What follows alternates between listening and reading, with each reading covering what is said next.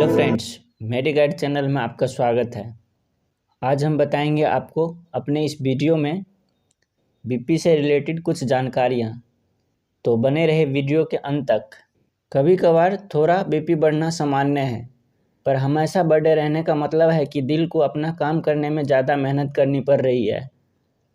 High BP का पता नहीं चलना या अनदेखा करना खतरनाक साबित हो सकता है। ठंड और तापमान में तेज़ी से उतार चढ़ाव दिल के लिए हानिकारक साबित होता है। यही वजह है कि हार्ट अटैक व स्ट्रोक के मामले बढ़ने लगते हैं। अधिक ठंड से ब्लड में थक्का क्लॉट बनने की आशंकाएं बढ़ जाती है। अगर हाई बीपी की समस्या है तो सीने में दर्द व सांस लेने में तकलीफ होने जैसे लक्षणों पर नज़र रखनी चाहिए।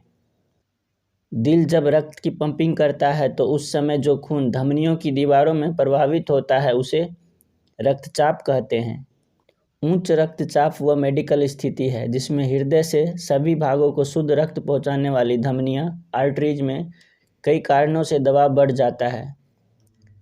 इस कारण दिल को खून पंप करने में अधिक मेहनत करना पड़ता है, जो दिल की सेहत को नुकसान पहुंचाता है। तनाव और अव्यवस्थित जीवन शैली इस रक्तचाप पर असर डालते हैं। अब जानते हैं सिस्टोलिक और डायस्टोलिक बीपी क्या होता है।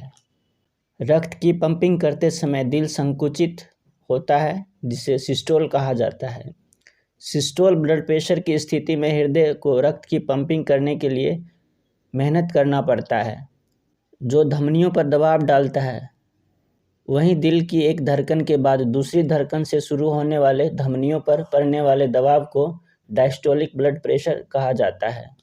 अब जानते हैं बीपी बढ़ने के कुछ लक्षण के बारे में।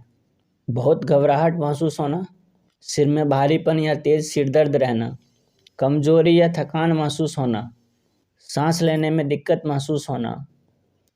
कुछ लोगों को हाई बीपी बढ़ने पर सिर चकराता है या धुंधला दिखाई देता है।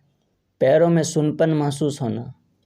कुछ लोगों को समझने या बोलने में दिक्कत होती है। छोटी छोटी बातों पर तेज गुस्सा आना। धड़कनों का अनियमित होना। लक्षणहीनता की ये स्थिति घातक बन सकती है, इसलिए हाई ब्लड प्रेशर को साइलेंट किलर भी कहा जाता है। अब जानते हैं बीपी बढ़ने के कुछ कारण के बारे में। तनाव की अधिकता रहना, हृदय रोगों जैसे कोरोनरी आर्टरी डिसीज, धमनी रोग, हार्ट वाल्व से जुड़ी समस्या होना, पहले दिल का दौरा पड़ चुका हो, शारीरिक व्यायाम और खेलों में भाग नहीं लेना, दिन भर बैठे रहकर काम करना, अधिक वजन से दिल के काम करने की प्रतिक्रिया पर असर पड़ता है, जो बीपी व हृदय रोगों की आशंका बढ़ा सकता है। डायबिटीज व किडनी से जुड़ी समस्या होने पर हृदय रोगों की आशंका बढ़ सकती है। नमक व चिकना युक्त चीज़ों से परहेज करें। स्मोकिंग व शराब से दूर रहे। अब जानते हैं बीपी के 3 स्टेज के बारे में।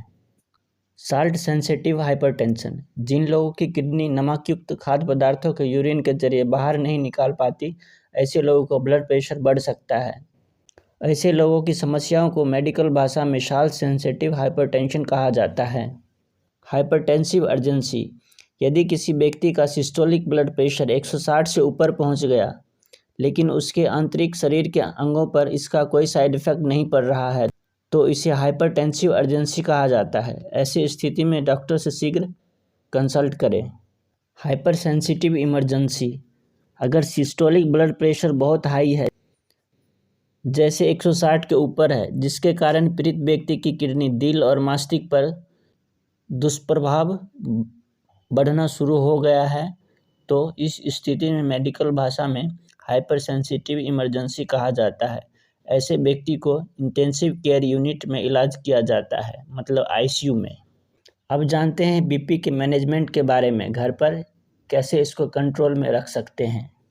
अपनी जीवन शैली को पॉजिटिव परिवर्तन करके हाई ब्लड प्रेशर को कंट्रोल में रखा जा सकता है।